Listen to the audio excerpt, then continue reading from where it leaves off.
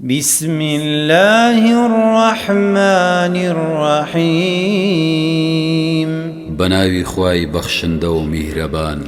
والشمس وضحاها سوين بخور ورناشيكي والقمر إذا تلاها وسوين بمان كدوا بدواي أو هلبي والنهار إذا جلاها وسوين بروش كاتي كخور دردخات والليل إذا يغشاها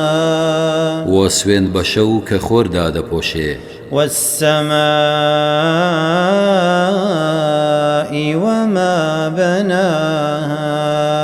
وسوين بآسمان سوين بوي دروستي كردوا والأرض وما طحاها وسوين بزويو أوي راي خستوا ونفس وما سواها وسوين بنفسي آدميو أوي ريكو بيك بديه ناوا فألهمها فجورها وتقواها إنزا بسروج آگداری کرد ببدكاري و پارێزگاری خۆی قد أفلح من زكاها سوێن بە هەموو ئەوانە بەڕاستی ڕزگاری بوو ئەو کەسەی کە نەفسی خۆی پاکردەوە وقد خاب من دساها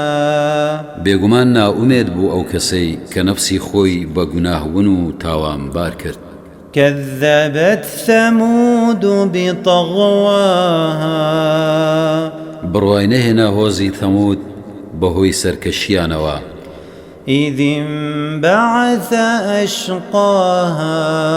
کاتێک کە خراپتریان هەستایەوە بۆ سەربڕینی حوشترەکە فقال لهم رسول الله ناقة الله وسقياها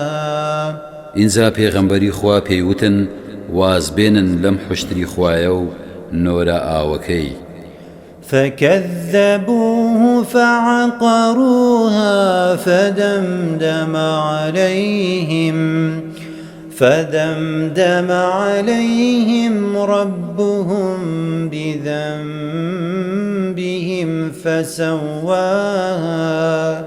کەچی بڕوایان پێ نەکرد و حوشترەکەیان سەر بڕی ئینجا